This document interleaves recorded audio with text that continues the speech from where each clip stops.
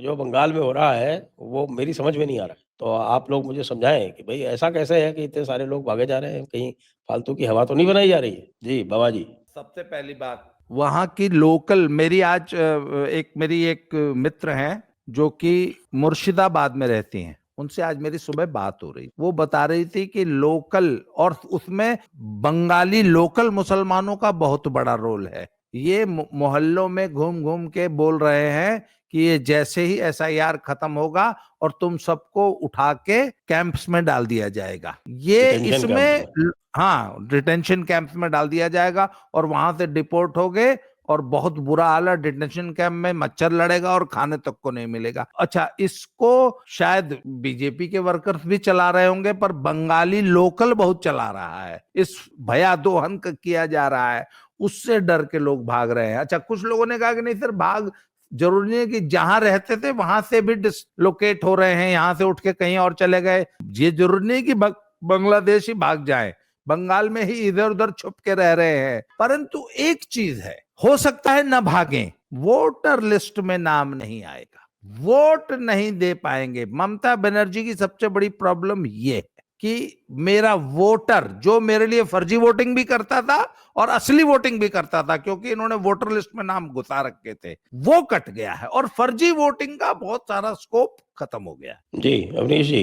Sir देखिए, ये बात हकीकत है कि वहां पर भाग रहे हैं और बंगाल से निकल रहे हैं। बंगाल से निकलने के बाद असम में काफी प्रेशर आ गया। गुवाहाटी का जो प्लेटफॉर्म है वो बुरी तरह से भरा हुआ है भागने के लिए। और अफवाह वहां पर, अब इसको मतलब अफवाहें कई बार अच्छी भी होती हैं, तो अफवाह शुरू में यही फैली कि एसआईआर का मतलब, इसीलिए मैं इसको कई बार कहता हूं कि एनआरसी ही है। तो ये नीचे तक पहुंच गया कि ये अपने सिटीजन्स की लिस्ट बना रहे हैं और हम लोग पकड़ा जाएगा, हम लोग पकड़ा जाएगा तो डिटेंशन कैंप जाएगा, इसलिए भागना शुरू किए हैं शुरुआत में। उसके बाद एक चीज और भी है, ये जो अभी बाबा जी ने कहा कि बंगाल के मुस्लिम्स वो भी नहीं चाह रहे हैं कि अब ये बहुत ज्यादा रहे यहाँ पर, तो उनका भी इंटरेस्ट इसमें है कि वो निकल जाए। अब ममता बनर्जी क्यों परेशान है? हकीकत ये है कि ये जितने भी भाग रहे हैं, इनमें से 60-70% ऐसे हैं जिनका कि वोटर लिस्ट से दूर दूर तक कोई नाता नहीं था, उनका नाम ही नहीं था।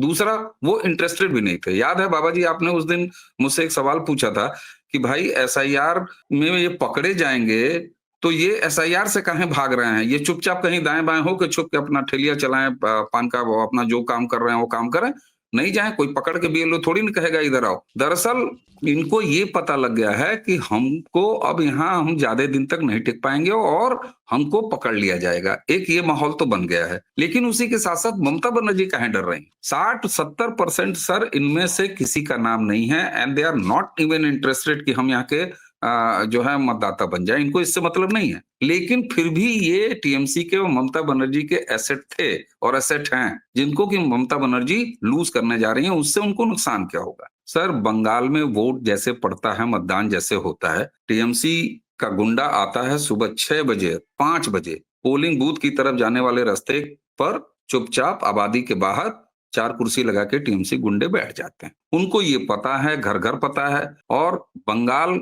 के बारे में जो कोई भी अगर थोड़ा सा नजदीकी से जानेगा, सर बंगाल में मोहल्ले मोहल्ले जितनी कीर्तन सभाएं बाकी जगह नहीं होती होंगी, उतने वहां पर पार्टी ऑफिसेज होते हैं। आप ये बताइए, कमल ऑफिस, उसका भारतीय जनता पार्टी से कोई मतलब नहीं है, उसका नाम है कमल ऑफिस। एक कमरा ऊपर बना हुआ है कमल ऑफिस। इसी तरीके से वहां पर हंसिया हथौड़ा ऑफिस, इसी तरह पंजा ऑफिस जब हुआ करता था, इसी तरह वहां पर टीएमसी ऑफिस, ऐसे ऐसे हर मोहल्ले में है और लोग वहां पर निरंतर सक्रिय रहते हैं। एसआईआर हो रहा है, आप बंगाल में कहीं भी चले जाइए किसी भी जगह और पूछ लीजिए किसी मोहल्ले में कि यार वो एसआईआर का पर्चा कहाँ मिलेगा, वो तुरंत बताएगा। वो बीजेपी का कमरा में जाओ, वो टीएमसी के कमरा में जाओ, बीएलओ तो कहीं चौथे पांचवें नंबर पर बीएलओ का आपको पता दिया जाएगा या उसके बारे में बताया जाएगा। अब वहां पर क्या होता है कि उनको इतना तक पता है कि कौन सा वोट हमारा है, कौन सा मत हमारा नहीं है, कौन से ये हमारे वोटर हैं, कौन से हमारे वोटर नहीं है। वो सीधे कहते हैं, अवनीश बेन शर्मा तुमको वोट डालने जाने की जरूरत नहीं है, टीएमसी का गुंडा वहीं बैठा रहता है।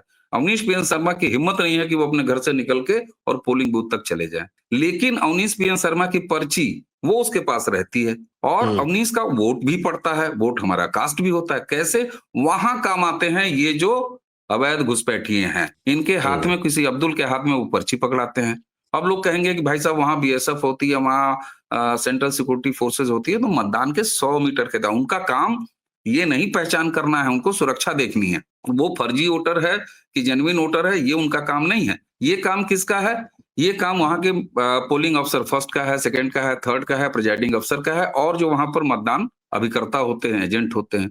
अब आप मुझे ये बताइए, कोई टीचर, कोई क्लास 3 का कर्मचारी, वो पोलिंग अफसर फर्स्ट, सेकंड, थर्ड, प्रिजाइडिंग अफसर बेचारा, उसको उसी स्टेट में काम करना है। तो अब्दुल अवनीश की पर्ची लेके अंदर गया, औकात नहीं है वोटर उसके पोलिंग अफसर फर्स्ट की, वो जान रहा है, और चुपचाप उसने पर्ची दी, आगे किया, दस्तखत कराया, और उसके बाद ईवीएम एक्टिवेट करता है प्रिजाइडिंग, और वोट डाल के चला आता है। नहीं नहीं अब जिस अवनीश भाई, अवनीश को ये रोक देंगे टीएमसी वाले, एक सेकंड, अब जिस अवनीश को ये रोक देते थे, तो उसकी जगह वाला अब्दुल अब इनके पास नहीं है, वो भाग रहा है। ममता बनर्जी की चिंता ये है, वो हमारा वोट रोकने के बाद कास्ट नहीं करा पाएगी, और इससे हिम्मत हौसला टूटेगा। हिम्मत हौसला टूटने से एक रिएक्शन ये आएगा कि बंगाल में जो दबा हुआ वोटर है, जो डरा हुआ वोटर है, वो अगर उसकी हिम्मत खुल गई, और प्रधानमंत्री ने जिस तरीके से बिहार चुनाव के बाद एकदम यलगार सा कर दिया है बंगाल के लिए, तो उससे अगर एक बार भय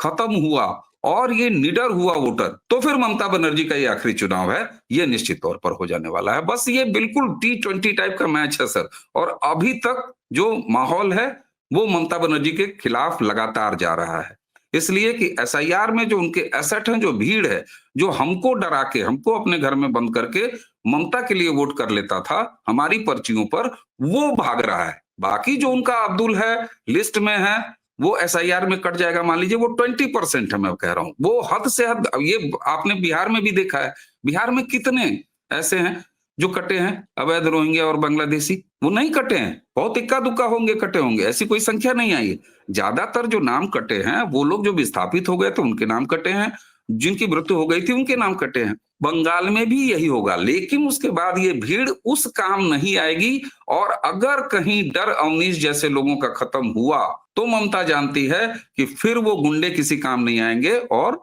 पब्लिक, और एक्चुअल पब्लिक अगर मतदान केंद्रों तक पहुंच गई, जिसके की चांस एसआईआर के बाद अब दिखाई दे रहे हैं, तो फिर ममता बनर्जी का खेल खत्म। जी बाबा जी, सॉरी। मैं टीएमसी का सर एक मोडस ऑपरेंडी और होता है कि अगर वोटर लिस्ट 4 या 5 या 8 प्रत्याशी हैं, तो वो जितने बाकी प्रत्याशी होते हैं, उनका जो पोलिंग एजेंट होता है ना, वो भी टीएमसी का गुंडा ही होता है, टीएमसी का ही होता है। तो हाँ, टीएमसी का ही होता है। तो पता लगा टीएमसी के 8 एजेंट्स जो है वो पोलिंग एजेंट बूथ में होते कब्जा हैं, किए प्रिजाइडिंग, हुए हैं। हाँ, और पूरा पोलिंग स्टाफ जो है वो भय से थर-थर कांप रहा होता है। हाँ। और बाकी आप बाहर सीआईएसएफ नहीं, मिलिट्री खड़ा कर दीजिए, तो उनका काम ये थोड़ी ना कि वो पहचाने कि कौन है कौन नहीं है। उनका काम तो मतदान से पीसफुली चलता रहे, वहां कोई इस तरह की लॉ एंड ऑर्डर स्थिति ना पैदा हो, बस। तो ये अगर भ्रम और भय टूटा, तो ममता बनर्जी इस बाढ़ में बह जाने वाली है, और उसके चांस अब तक बनते हुए दिखाई दे रहे हैं बंगाल में। फर्जी पोलिंग नहीं करा पाएंगी, उतनी नहीं करा पाएंगी जितनी पहले करा लेती थी, और गुंडई नहीं करा पाएंगी। अवनीश जैसे वोटर्स को घर में कैद नहीं करा पाएंगी, उसके बाद मार नहीं करा पाएंगी। 6 बजे के बाद पता चला कि नंगा करके जो मार होती थी, पिटाई होती थी, टीएमसी के गुंडे दूसरे वोटर्स का करते थे, एनडीए और बीजेपी वालों का, वो नहीं करा पाएंगी। भय अगर खत्म हुआ, तो बंगाल भरा बैठा है सर। बस मैं इसीलिए कह रहा हूं कि ये 2020 टाइप का है, प्रेशर गेम है, और अभी तक प्रेशर ममता बनर्जी के ऊपर बना हुआ।